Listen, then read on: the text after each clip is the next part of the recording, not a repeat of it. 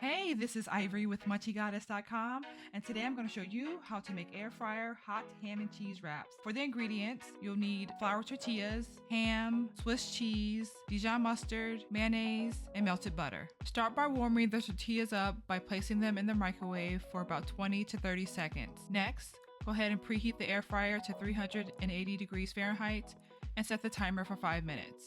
To the tortillas, go ahead and add a thin layer of mayo and mustard, and then add your ham and cheese.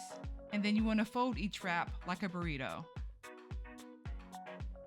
Brush each wrap with some melted butter and then add them to the air fryer and cook for 5 minutes. Be sure to check on them halfway through.